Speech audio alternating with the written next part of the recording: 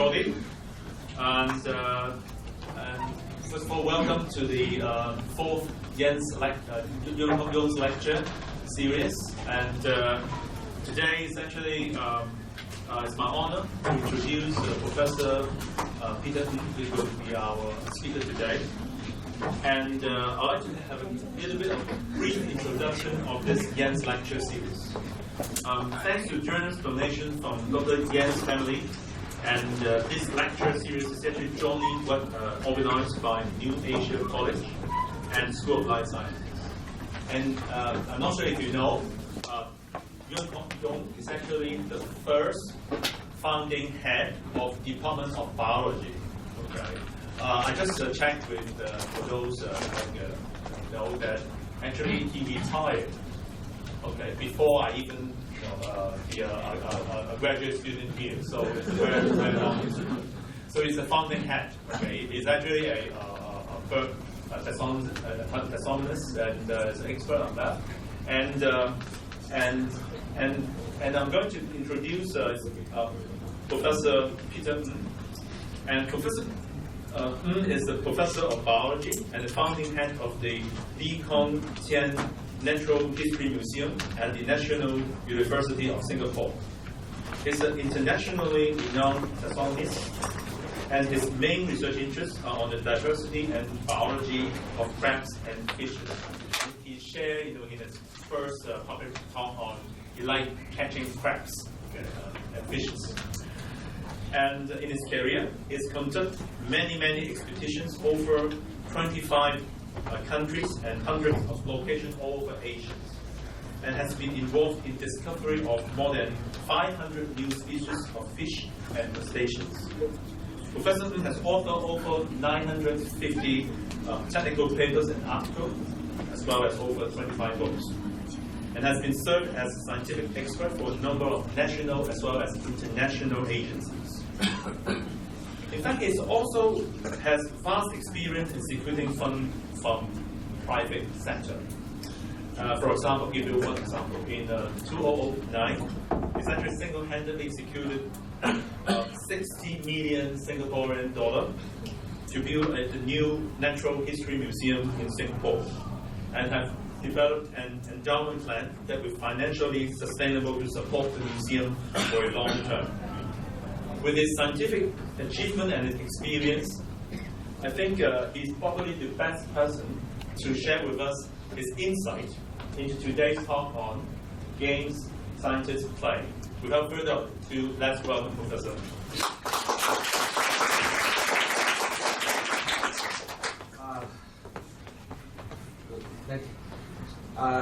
Thank you, KB. You can hear me behind, I assume? The mic is working, okay. Well, firstly, thank you for inviting me down to Chinese University of Hong Kong. This is my third talk, and I'm relieved it's the last one. And this is the one in which probably the audience is also the most targeted, because I'm speaking to most of you are biologists or biologists to be. Or nowadays, the new way is life scientists. Okay? Yeah, but biologists. And I thank, of course, KB for so nicely hosting me. Professor Chu, who persuaded me to come to Hong Kong to give this series of talks. And it's nice to come back to Hong Kong once in a while, right? Because I have many old friends here, of course. And it's nice to see old friends. Not very old ones. Okay? And then the thing about Hong Kong, of course, and Singapore, right? Our two countries have very similar ways of thinking, because the way that our countries have come across is because, well, primarily we are colonial bastions of the past, okay? You until 1997, Singapore until 1960. And the way we handle science, the way we teach, the way we do education is very much a Western model, not so much the Eastern model. So in many ways, Singapore and Hong Kong share many similarities. Right? And when I start looking at what kind of science our universities are doing, the similarities get even greater. The way we look at science, how we conduct science, how we measure science becomes even more similar. So today I'm going to give you short talk, right? It's a talk not based so much on how you become a great scientist, right? It's more about how you should look at science and what you should try to do for the future. Most of you are young postgraduates, you're doing a degree right now, finishing the degree, and of course you want to pursue a scientific career. And you may ask yourself, what would you like to be in years ahead, right? The world is changing very fast. Some things doesn't seem to change, including this, okay? So, I'm going to tell you some things which probably most administrators, most of the professors won't tell you because they are usually very polite. So today I will be not so polite. Okay? And I use games because science is supposed to be something very noble, something very important for society, and therefore we take it very seriously. Unfortunately, like everything else human beings do, we sometimes have a habit of changing it to suit our needs. Every university, every young professor, every older professor, every graduate student to be, right? You look at a university, and inevitably, we start looking at all these things. We all use the word KPI here in Taiwan as well. In Hong Kong as well. Yes. Right? Key performance indicators, right? Okay. I mean, how do I know if you're doing a good job? You have benchmarking. You compare your department or your school, you compare your university to other universities around the world to show how good you are or not good enough. We like to benchmark, right? Among the universities in Asia, my university, your university, Hong Kong U, Nanyang, they're all competing to be number one. Because to be number one in Asia is very important. I don't think so, but my bosses think so. If you are in life sciences, you will know what this is. If you publish in journals, you publish in top papers in places, they ask you whether it's on a citation index, whether it is captured by the indices. If you publish in a journal that nobody ever heard of, not recorded in any index, then your paper is considered not important. Then you look at impact factors, whether you publish an impact factor 0.1 or 30.0. The higher the number, the better for your career. I don't know about the graduate students here in Hong Kong, right? Whether you are obliged to have many SCI papers published before you graduate. They need at least one. Okay? So impact factor at least 10, right? Before they can graduate. We have some Okay.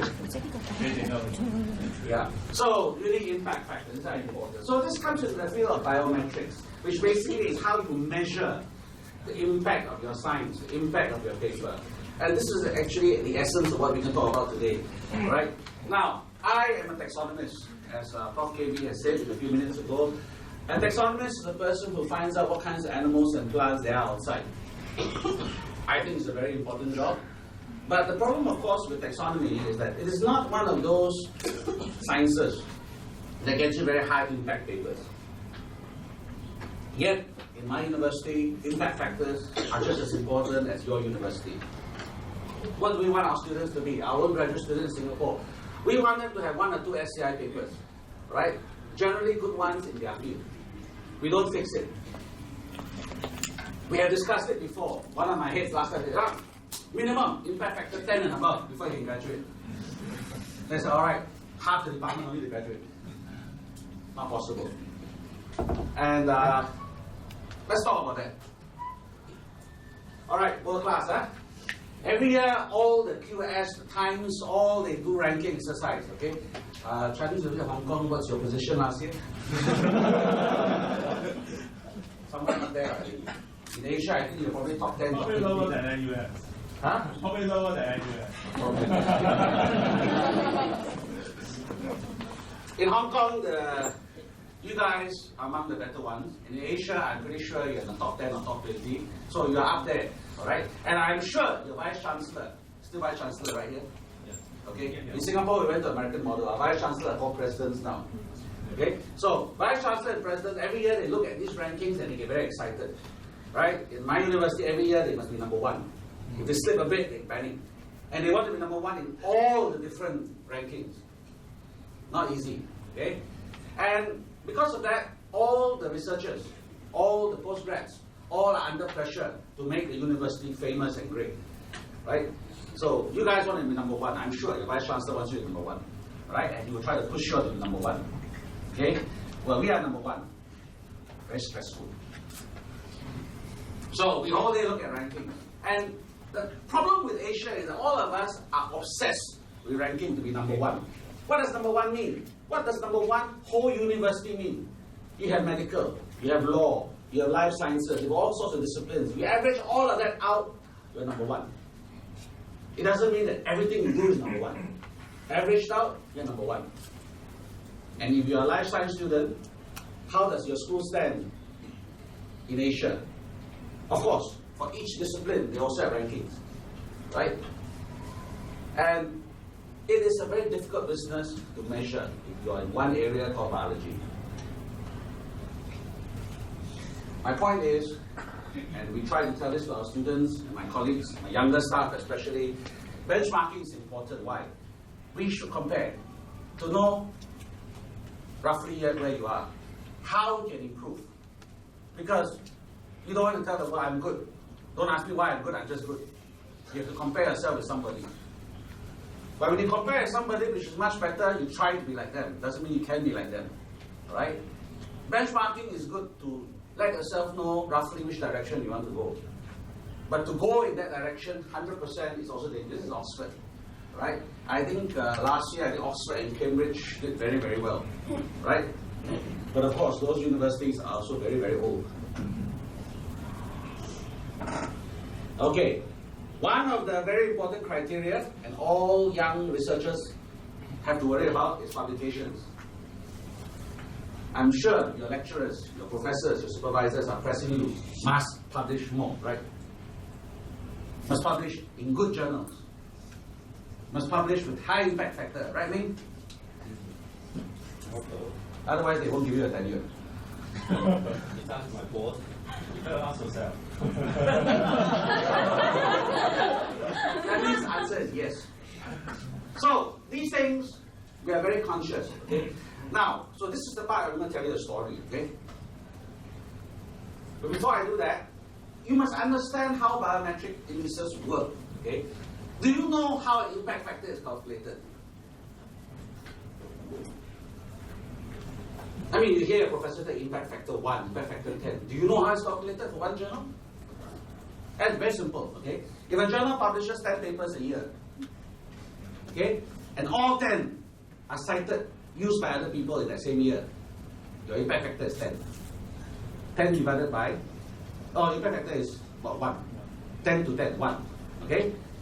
So that's an impact factor of 1. If your 10 papers have been cited 100 times, your impact factor is 10. As simple as that.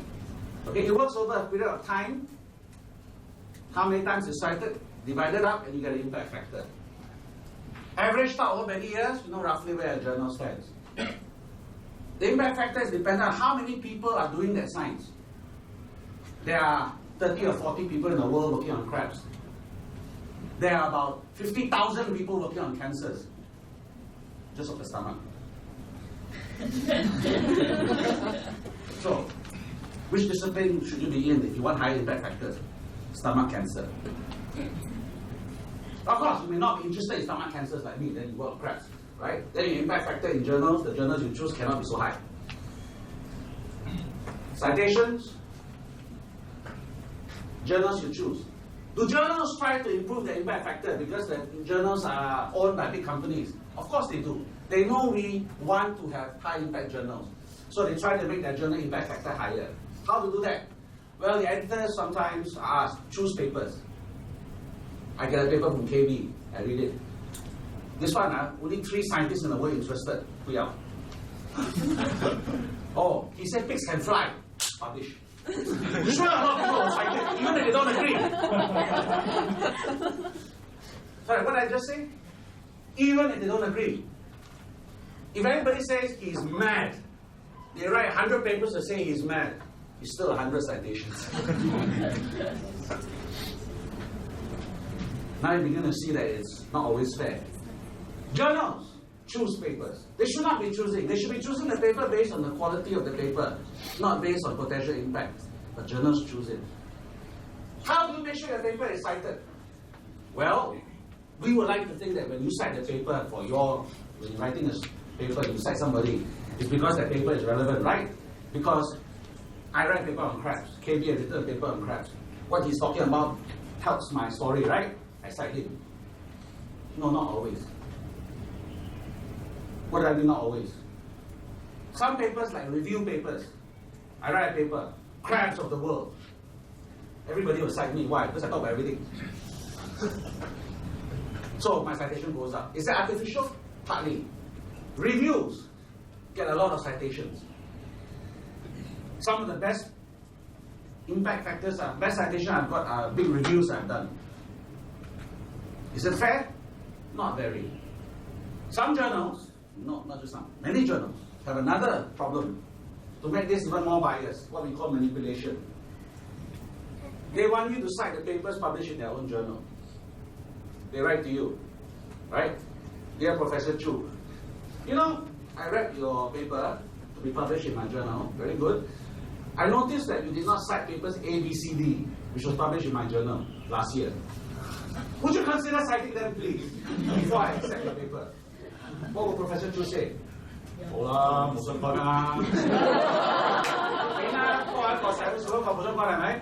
because if he says no, he worries. Maybe people will be rejected. Or worse, to send out another review. What's one more, two more? Does it help the journal? Of course. Is it manipulation? Yes. Is it illegal?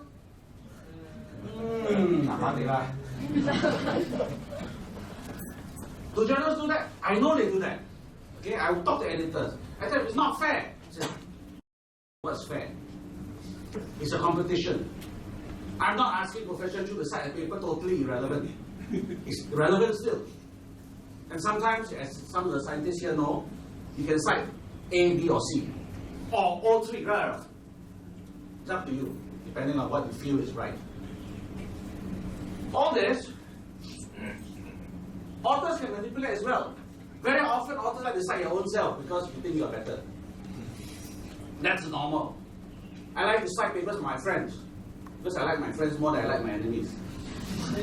Is that normal? Yes, it's human nature. So I add all this manipulation, interpretation, all this in, means you begin to realize that this impact factor thing is not that objective. Right? But yet, most universities use a lot of it. Even in my university, we always argue with my chiefs. Oh, impact factor 10, good. Impact factor 3, no good.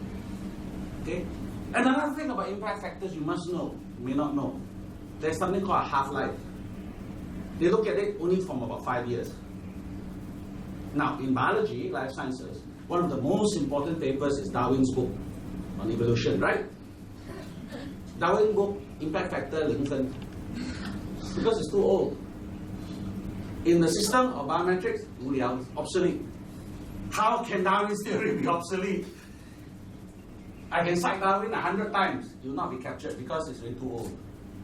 So if you publish something today, and somebody finds it's very important, 8 years later, too bad, you're too late. Your impact factor, your citation, not counted. Now, all these things, when you add it in, tells you when you use bibliometric characters like this to measure citations, whether it's citations, whether it's impact factor, you have to use it very carefully. Never have I said all these things are useless, but they are a problem. And many administrators, when they use it, they don't realize what it actually means, right? Some of my colleagues, scientists also, are guilty. Why? Because their field is very important. I have a lot of medical colleagues, right? This morning we talked about medical science. Medical impact factors tend to be very high. Why? Because there are a lot of doctors. Medical research is important, okay? And therefore, their citations are high. And they therefore think they're very important. Science doesn't always work that way.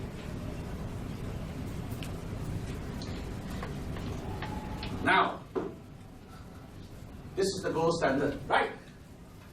All of you should try to publish a paper in Nature or Science or the Proceedings of the National Academy of Science, right? Have you told your students this? I'm sure you have. No. Hopefully they didn't. They know. They know. I'm surprised they didn't know. You know, back about what year is this now? Oh, in the early 2000s. Okay, my dean. In those days, NUS was not number one in Asia. Our deans decided that they will press all the science people in the Faculty of Science to publish more in SCI, more in high impact. All right, and they started to push everybody to publish in higher and higher impact. So, of course, some people publish in Nature and Science quite often, and they will always say these are our top scientists because you got 2 Nature papers, 3 Nature papers, 2 Science papers, right? And every year these are the people that, you know, the big bosses say, all the others, right? Now, as I said, I'm a taxonomist, okay? Now, when I describe crabs and fish, where do I publish it? I publish it in a journal that my colleagues will see. Journals on crabs, on fish, on biodiversity, on conservation, because this is where I want people to read. The people in that field will read those journals. Now, of course, I'm just saying that. If I find new crab, can I publish it in Nature? They laugh at you. Who cares? Right? The kind of animal that always goes to Nature and Science are dinosaurs and monkeys. You find a new monkey, you can probably put it in Nature or Science. Right? You find a new dinosaur with 2 heads, you can probably publish it down there. Right? But generally, you don't publish it in Nature or Science. So, in the early 2000s, when we had this discussion in my university, people like me, and like many of you, working on biodiversity, working on environment, we have a problem. Because the bosses kept calling us mole. Right? The word they use on us is an English word, I don't know whether you know, they call us riffraff. Basically, useless people. Highest impact, what? 5, 10, medical, 20, 30. Every year they got 1, 2 Nature Science papers. Right? So in the early 2000s, as this debate was taking place in the Faculty of Science, in my own department, biology, right? Myself and 1 or 2 of my colleagues, because we think we are good scientists, not just those guys doing Nature or Science, right? My head of department was telling me, you don't bother, you all can never publish in this sort of journals one, because what you're doing is play, not important one. So, now I have a very bad habit, as I just said in the last lecture, right? When people tell me I'm useless, I get very, very angry. When people tell me it can't be done, I get very, very angry, right? So I called a few of my colleagues. I want to make my dean and my head lose face. He tells everybody you're useless. Okay? So I want to make him eat his words.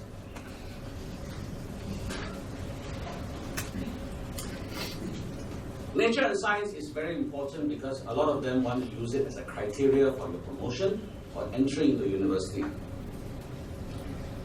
Now I'm going to tell you about what we did. Okay? Now, because all of us doing biodiversity don't have papers in Nature or Science. Every time I complain to the boss, tell the boss it's unfair, tell the dean is wrong, tell the head is wrong, they'll say, go away. Okay? You all can't publish in Nature or Science. Right? The reason you complain is because you can't do it.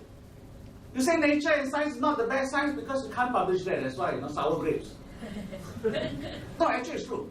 Right? Human beings are like that. Okay? So, the reason you say it's no good is because you can't do it there. I'm sure you heard all the stories before. So, you want to prove him wrong. The expression I use is, I think Hong Kong is the same problem as Singapore. Right? I had some students, we met some young people, and we asked them, so what do you do in Korea? I'm a marriage counselor. First question I asked them, are you married? No. And you'll be surprised to find in Hong Kong, a lot of marriage counselors are not married. Then I said, you counsel about marriage, you're not married. How can you do that? Said, because I got 1 PhD, 2 MBAs. They got the degree. Then I don't trust them. Why? Because marriage is something you have to live through, right? If you tell me you divorced 2 times, married 3 times, maybe I listen to you. But not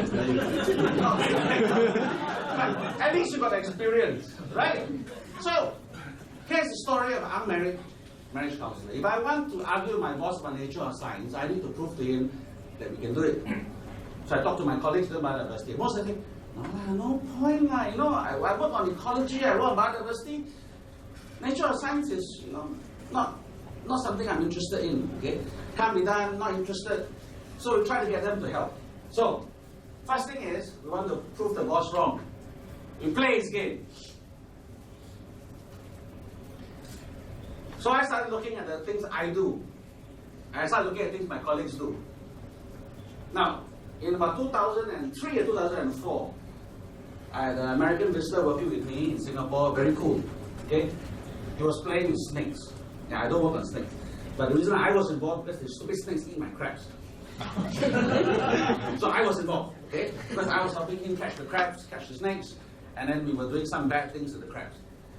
Now, this is, all the scales here are approximately correct. Now, you all know snakes, huh? How do snakes eat? They catch their food, they strangle them around, and they swallow them whole. Alright? Have you heard of a snake that breaks the food into small pieces and swallow like us? No. So, my friend working on snakes had a problem. He was working on a snake that lives in mangroves, mangroves. And when he opened his gut, he found crabs inside. So he took the crabs out, showed it to me, and said, this is this crab. So when you join all the crabs together, I say, the crab is bigger than what the snake can swallow. Because the mouth can only grow so big, and the crab was bigger than that. This is about the right proportions.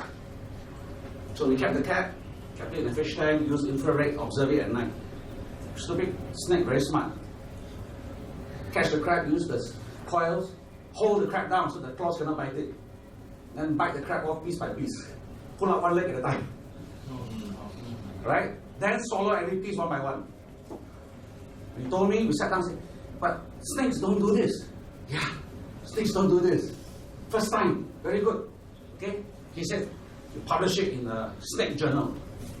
I said, no, I want to publish it in a crab journal.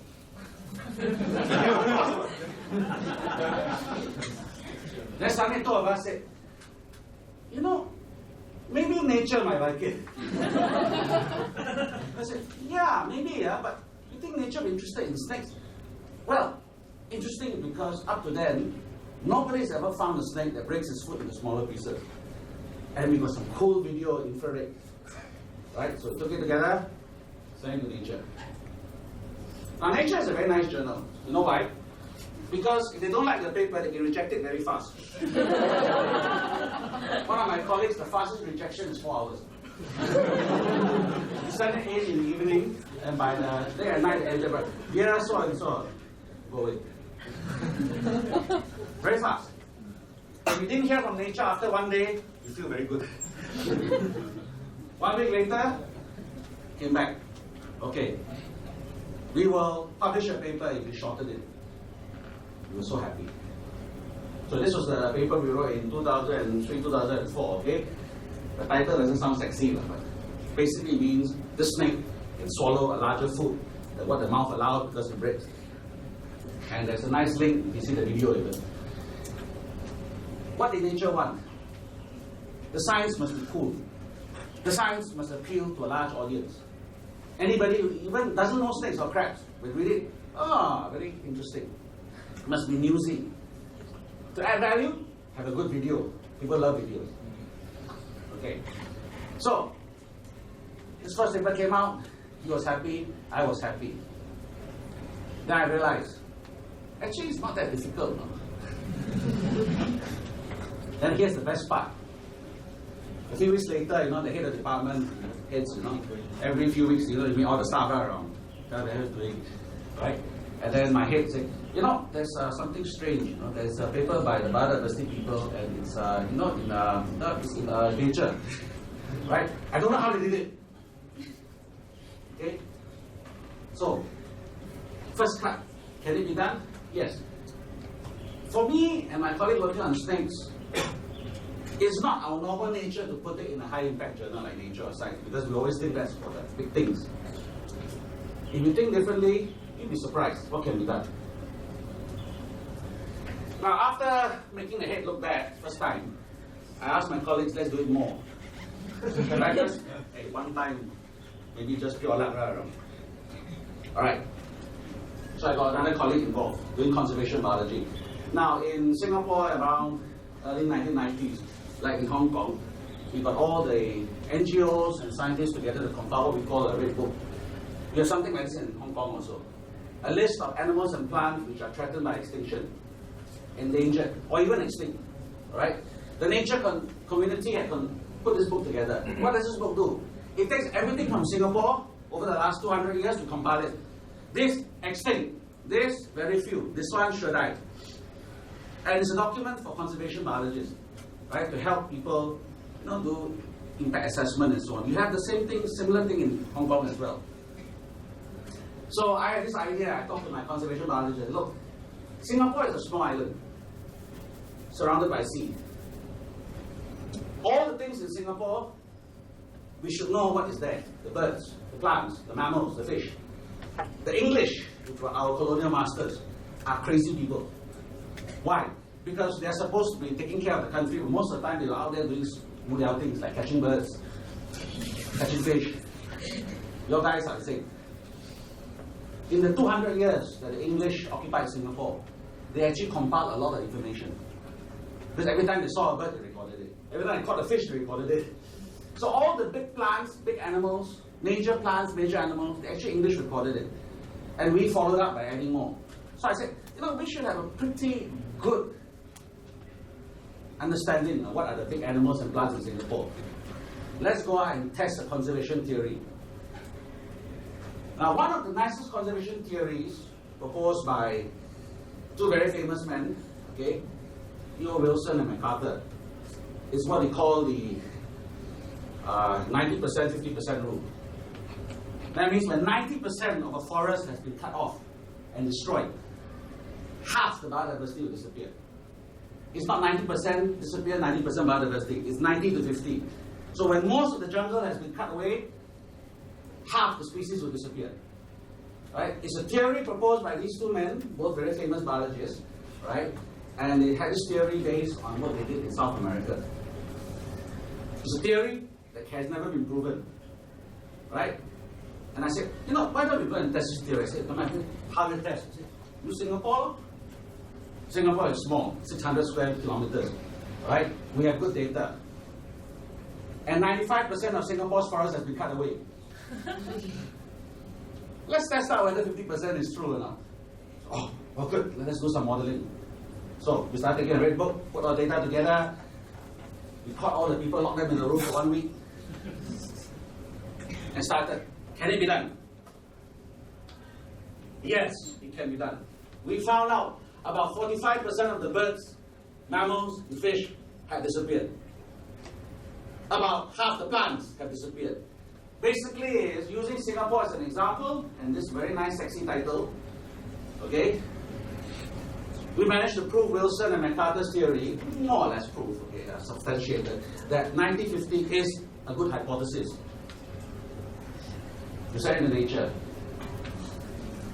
After one time, let's try again, all right? They accepted it. And then we also made sure we chose a very sexy title. Title must capture your attention. Don't that Singapore has high extinction rate. That's not good. Catastrophic is good. Okay? I chose that title. Okay? Put the data in. When it came out, it was a big paper. Everybody was excited. The West, the East, everybody, and suddenly, the university, my faculty at least, the perspective of us, the Wuliao people, changed. Oh, you mean they actually will publish this sort of things in Nature and Science? Yeah, always. Just they never thought we could do it. Actually, this paper, when it came out, almost got us into trouble.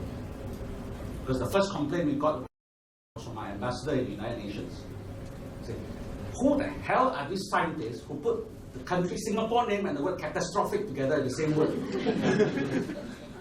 This is bad for Singapore. Who are these? So the provost called me and said, Peter, complaining. Said, don't worry, turn to page 3, paragraph 4. I said, why? Paragraph 4 says, most of the destruction were done by the English. Before Singapore became independent. That was my main contribution, right? Okay, yeah, that's it.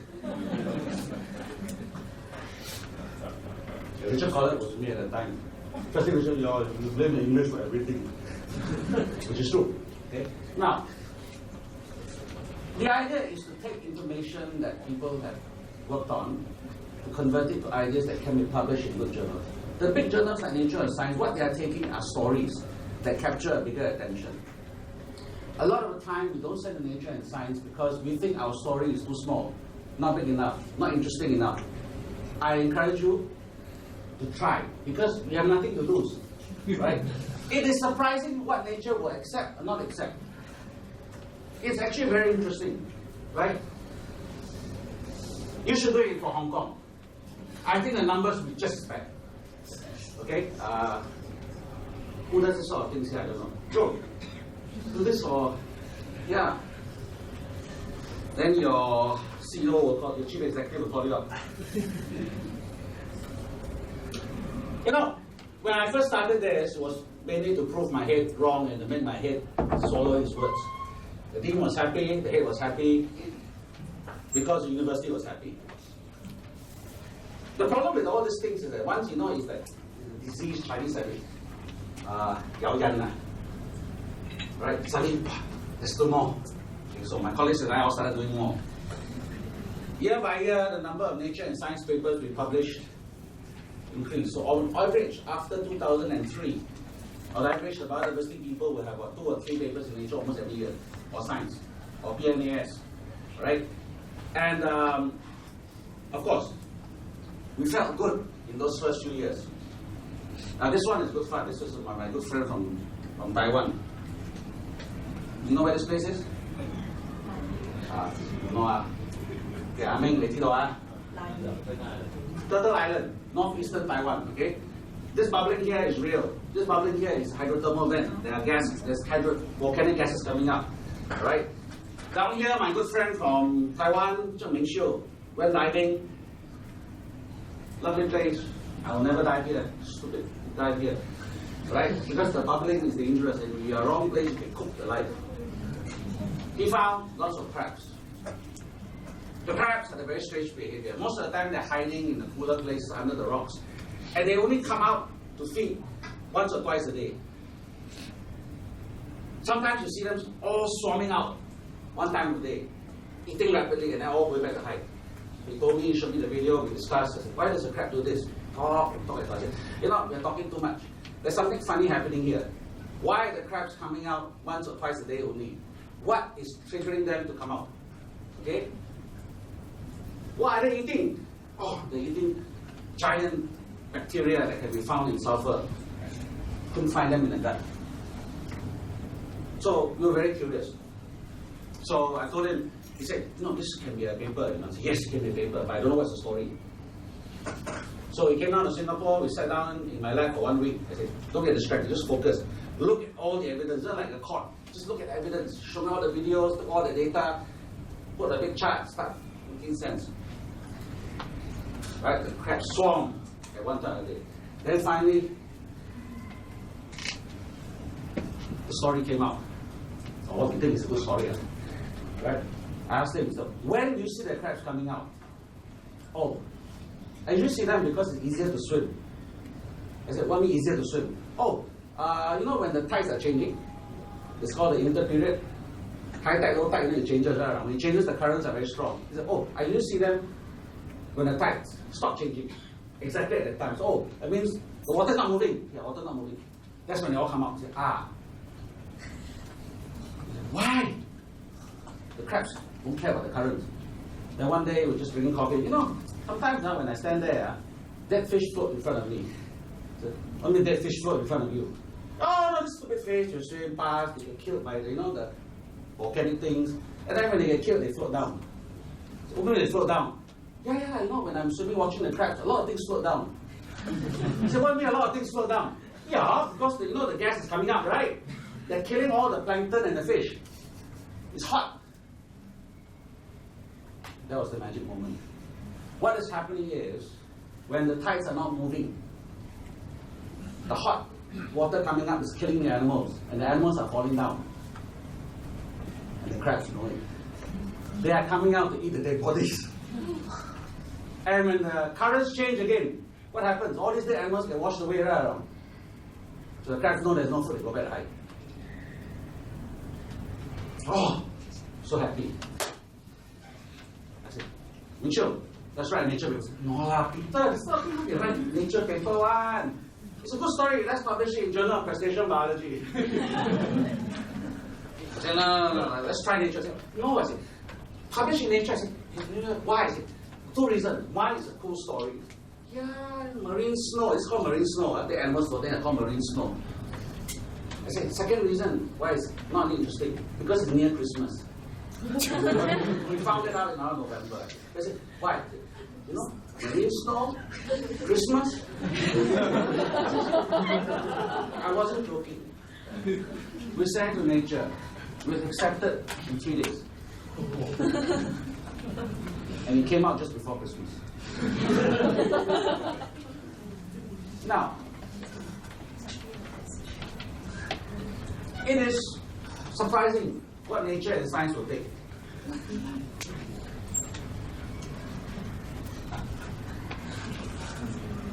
Oh, this one actually got almost got into trouble.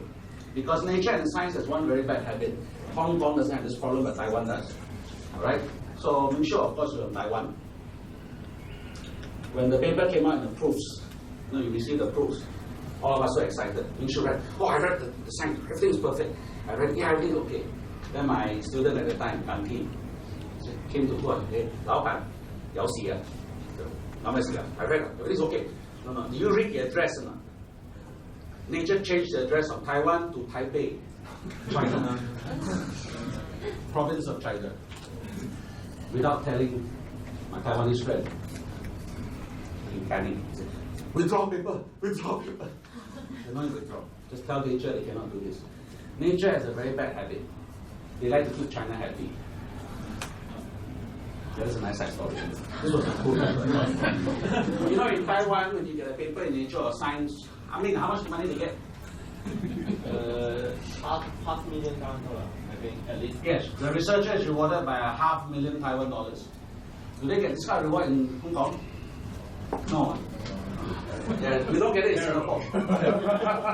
Yeah, when I found out in Taiwan they get this sort of things, of course my old friend gave me a lot of food. Then I asked my boss. My boss said, no, I give you something better. I said, what? Tap on the shoulder. Very stingy. Hong Kong same, right? Maybe lah. We don't get money. In China, they get no more money, right? I think for nature and science. I think so. Yeah. So many countries, especially Asian countries, have an incentive for big journals. Well, anyway, cut a long story short for this, so I tell you stories. We started putting papers together using basic biodiversity information, taxonomic data, to publish a whole series of good papers, some in nature, some in science, some in tree, also quite high impact. Tree is about 10 or 15. And we began to realize that actually, when you take the data and analyze it in a bigger way, getting it published in big journals is not a problem. This is a paper we did on Sri Lanka, right? To explain the diversity down there, because several of us did a lot of work in the islands down there. And when you integrate, when you mix biogeography, geology, different groups of animals together, you can actually write a fair number of fairly good papers in pretty good journals. What we did on limestone, the world's smallest fish. We took data we did on pig swarm fishes and put it into a conservation plan.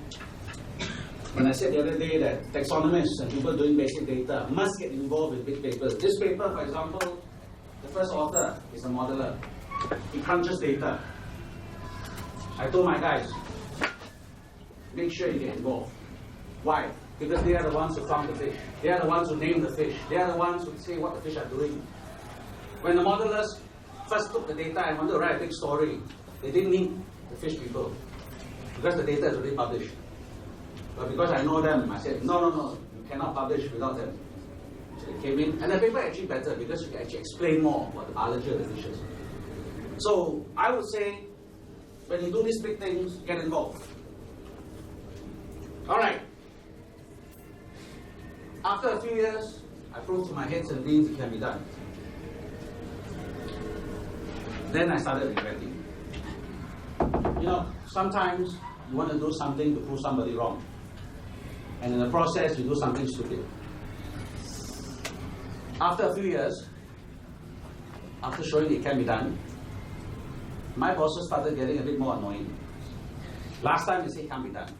Now they say, how come only 2 this year?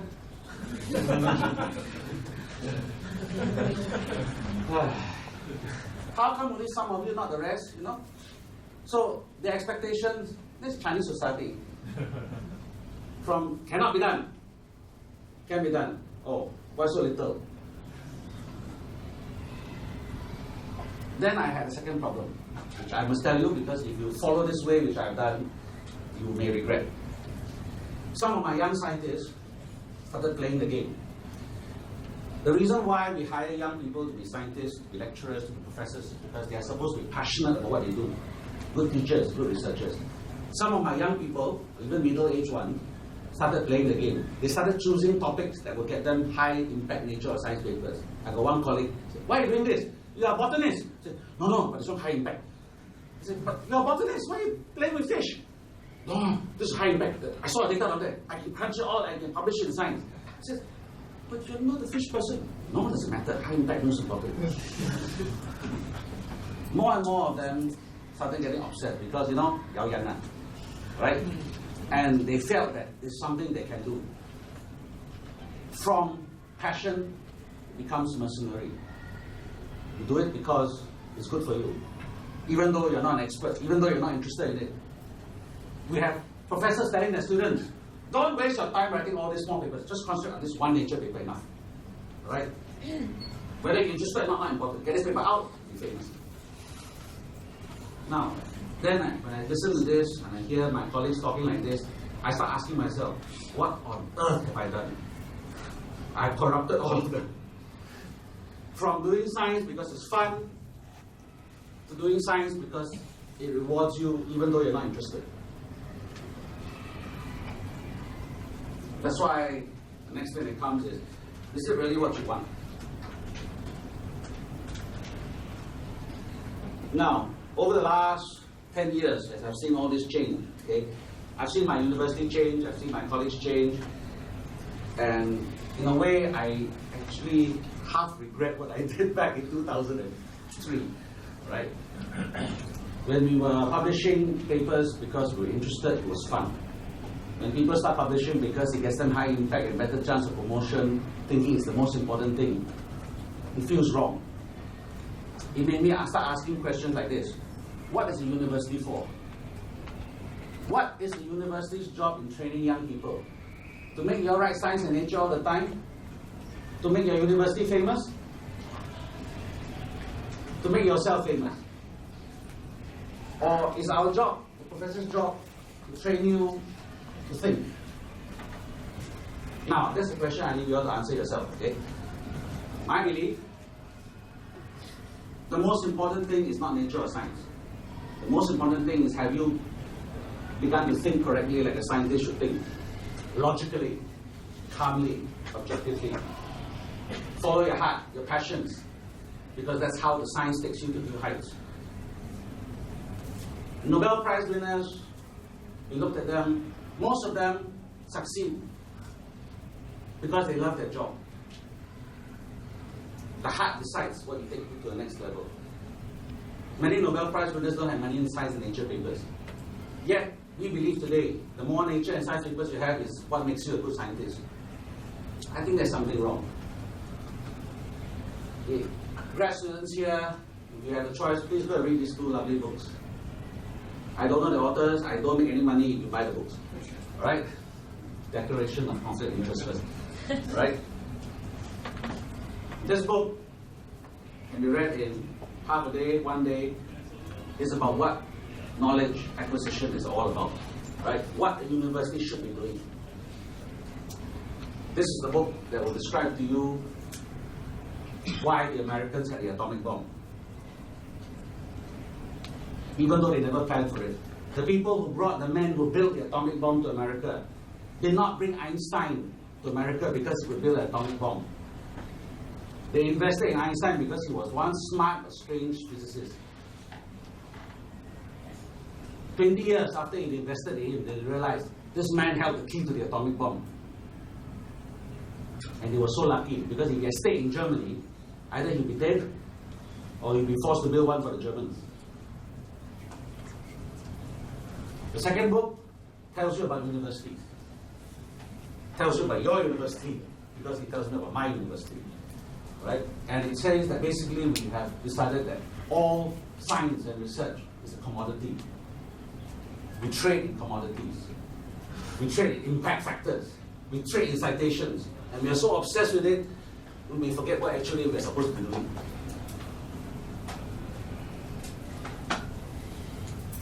KB will say, I like Henry Kissinger. Yes, I do. I've read almost all his books. Okay? Among one of his books, about his career as a Secretary of State for the US, he wrote this, right? He was talking about Nixon at the time. His boss, President Nixon. You know, he had to resign, right? So he wrote about his times as,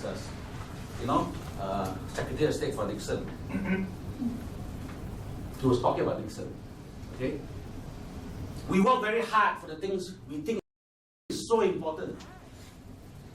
And we are willing to work every day for it, because we think it brings us glory. Only at the end, then you realize actually that's not what you want. But then by that time, it's probably too late. And you make mistakes. Nixon's mistake was not, well, he was not a nice man, right? But he believed that what he was doing was more important than anything else, including breaking the law. That was his tragedy. All the young scientists here, as you begin your career in the next 10, 20, 30 years, please remember this, right? Once you're too old, it's too late. Ask yourself, why do you join the university? Why do you become a graduate student? Why do you want to become a lecturer and a researcher in the first place? I ask myself this question very often these days, right? My university wants me to do a lot of things for them.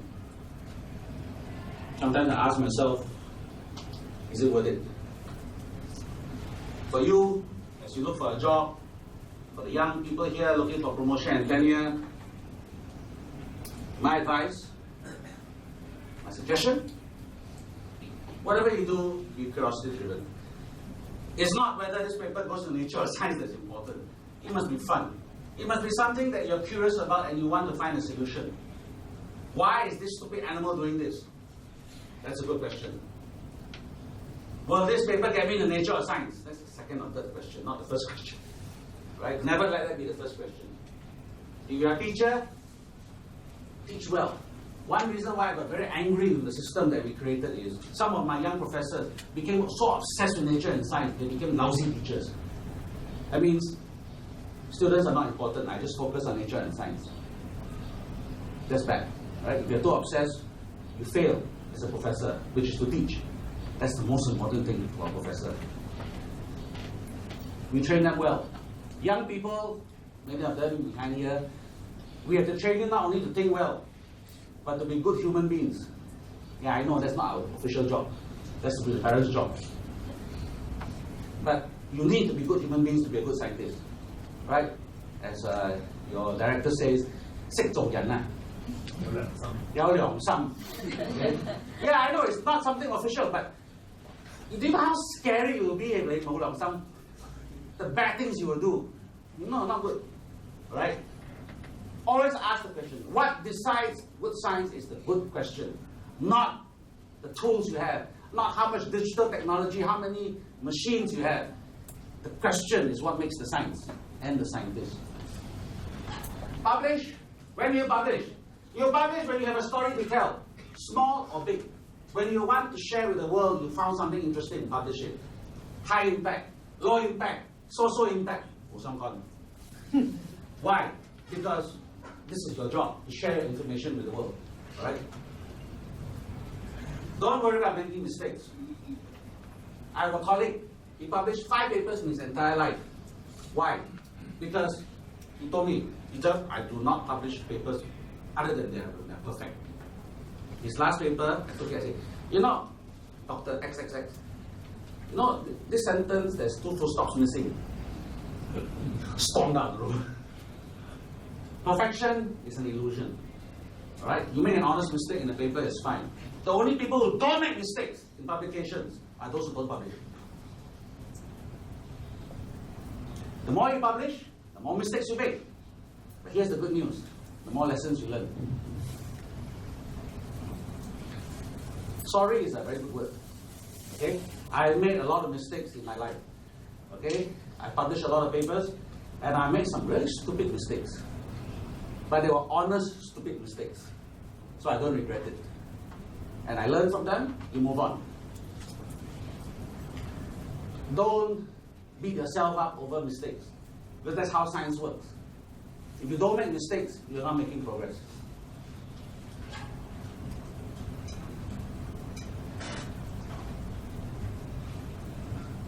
Okay? You must be honest with yourself. And for all the scientists down here, and scientists are a very annoying group of people, right? Most of them think when they're doing something, whatever research they're doing, they're the center of the universe, right? I think the deans and the heads here know, your fellow colleagues can be very annoying. You think what they're doing is the most important thing in the world. No. Everybody's work is important.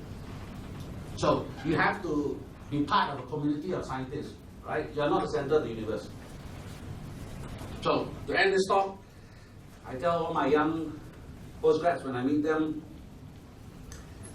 you need a broad scope of science. Science today is very complicated because so many things are happening, right? You cannot be just focus on like bee crabs and nothing else. You need to see the bigger picture, right? You may be the jack of many trades, but at the end of the day, you have to be master of one. Okay? The expression is jack of all trades and master of none. No, master of one. But you need to understand a lot of other things. I tell my young graduate students in my lab, okay, when you read the newspapers, read the economic section, read the politics section, not just a section about fashion or cartoons. Why? Because everything affects what you're doing. You need a bigger picture. Right? Keep this in mind. You will know when you are a major player. There's a word I use whenever we look at young staff for promotion and tenure. We ask this question of all our young faculties. Are you a player in the field that you're working on? What do you mean? When I have a young staff coming for promotion, I usually ask the people in the field, person X, do you know him? I ask a few of my colleagues in the field. If they all say, "Oh, thank God," you are in trouble. Very often I will hear, "Oh, this young man, very good." I say, "Yeah, why do you know him? He's not published in Nature Science." "No, I read all the other papers." Clear thought. Okay, last point. Okay? I always ask because I want to find out what the community thinks of this particular young man or young woman going up for promotion and tenure. Right? When we look at promotion and tenure, we don't just look at nature or science.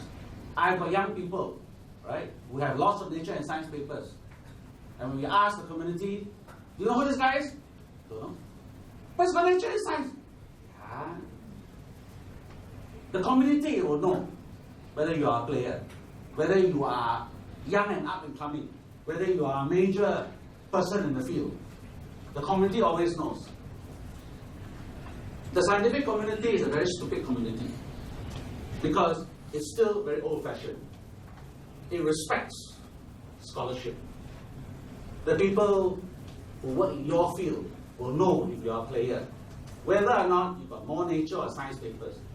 If you've written a lot, interacted with them, played your roles, you will be accepted as a player. And that usually means you deserve your promotion and tenure. It is a bit old-fashioned, I know. Right? I'm not saying don't publish in high impact. Choose. I'm saying publish widely. Don't just in nature or science. Right? The community, if it accepts you, I believe most tenure and promotion committees will give you that chance. I think most professors are good people. Most of them. Okay, bye side. Thank you very much.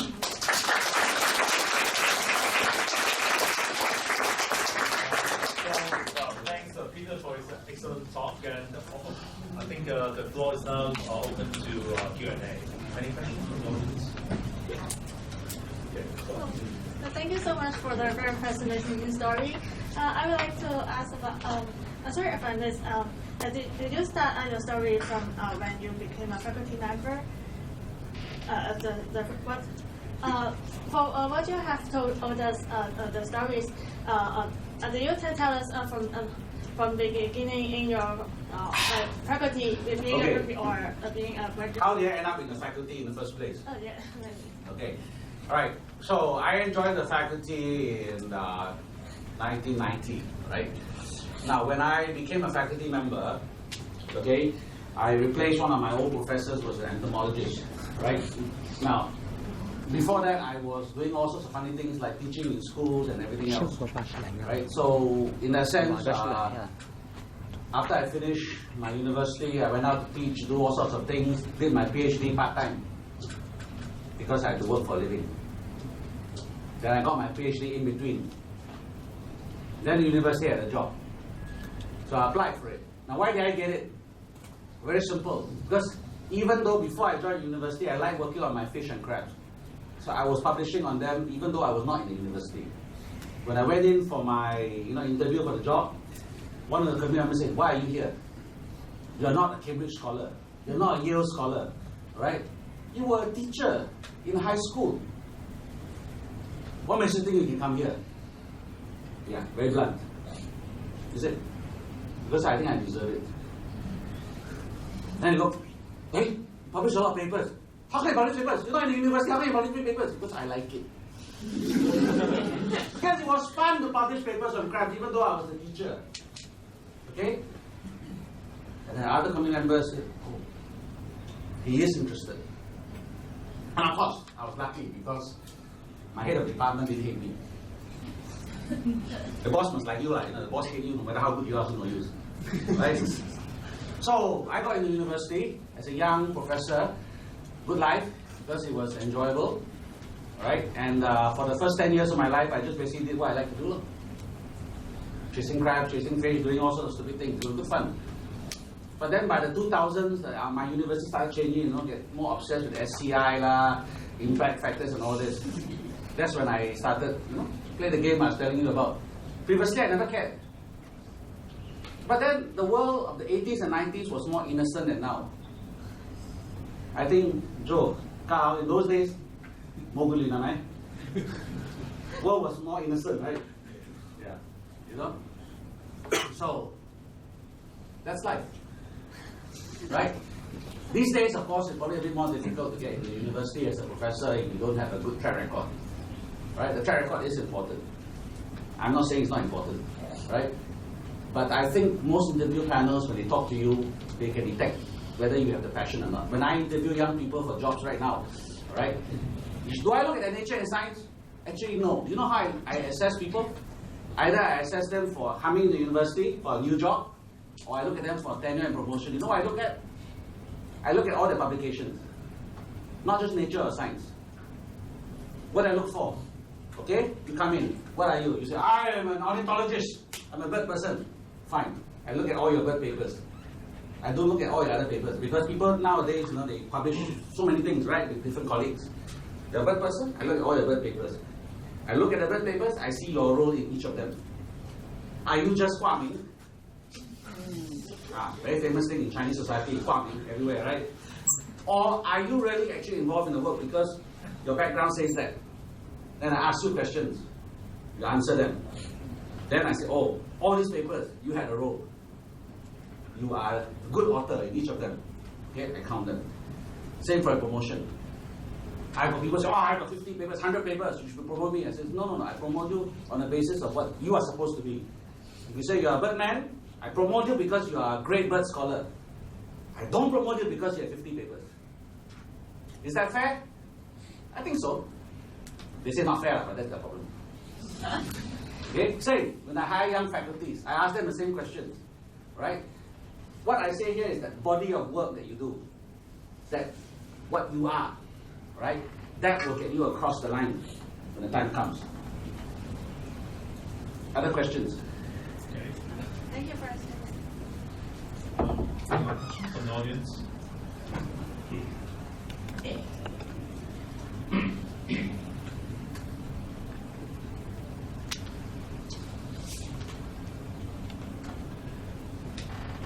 The students are the same as my students. Yeah. I'm sure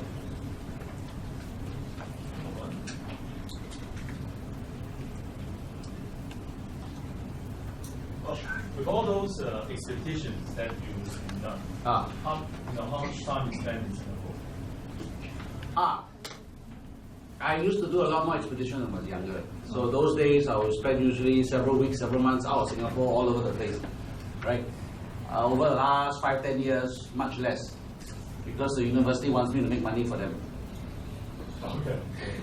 When you do the fundraising. Yeah, also that. So yeah, I used to not be so fat.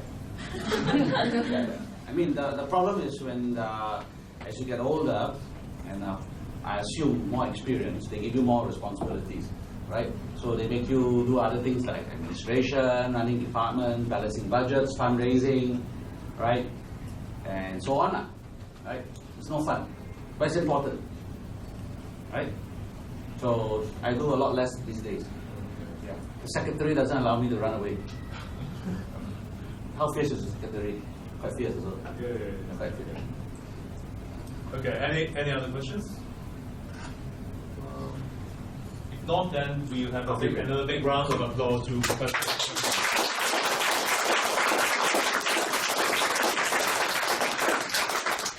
Oh, one more. I think there should be some refreshment outside, so feel free to, I think there's some sandwich and refreshment. Just feel free to enjoy some.